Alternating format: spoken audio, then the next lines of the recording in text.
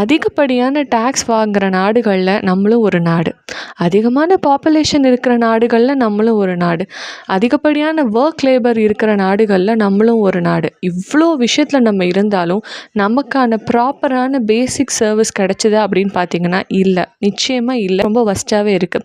எஸ்பெஷலாக இப்போ வந்து பார்த்திங்கன்னா டெல்லியில் வந்து நடந்த இன்சிடெண்ட் வந்து அது ரொம்ப நமக்கு ஆழமாக வந்து வலியுறுத்துது. என்னென்னு பார்த்திங்கன்னா கும்பமேளாவுக்கு போகிறவங்க வந்து அந்த டெல்லி ரயில்வே ஸ்டேஷனில் வந்து பயங்கரமாக கூட்டமாக ஏறி அந்த கூட்ட நெரிசலில் சிக்கி கிட்டத்தட்ட 18 பேர் உயிரிழந்திருக்காங்க.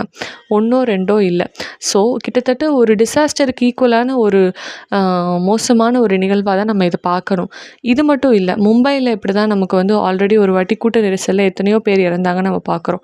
நிறைய மெட்ரோ சிட்டிஸில் இது வந்து ரொம்ப காமனாக நடந்துக்கிட்டே இருக்குது. இன்றைக்கி கூட நம்ம ஒரு மெட்ரோ சிட்டியில் இருக்க நார்மல் ரயில்வே ஸ்டேஷன் நம்ம போய் அங்கே பார்த்தோம்னா அவ்வளோ கூட்டம். ஆனால் அப்போது நமக்கு ஏற்ற மாதிரியான அந்த சர்வீஸ், நமக்கு ஏற்ற மாதிரியான ரயில்வே ரூட்ஸு இல்லை வந்து பப்ளிக் டிரான்ஸ்போர்ட் ஃபெசிலிட்டிஸ் இதெல்லாம் நமக்கு இருக்கான்னு பார்த்திங்கன்னா இல்லை. ஆனால் நமக்கு இவ்வளோ டேக்ஸ் வந்து போட்டுகிட்டே இருக்காங்க. ஸோ எந்த பேசிஸில் இதெல்லாம் நடக்குது, நமக்கு இது எப்படி சரி பண்ணும் அப்படின்னு சொல்லிட்டு ஒரு பாயிண்ட்டுமே எனக்கு புரியலை. நீங்கள் இதை எப்படி பார்க்குறீங்க? இது நம்மக்கிட்டேருந்து சேஞ்ச் வரணுமா, இல்லை கவர்மெண்ட்டோட சைட்லேருந்து என்ன விதமான சேஞ்சஸ் பண்ணணும்னு நீங்கள் நினைக்கிறீங்கன்னு மறக்காமல் காமெண்ட்ஸில் ஷேர் பண்ணுங்கள்.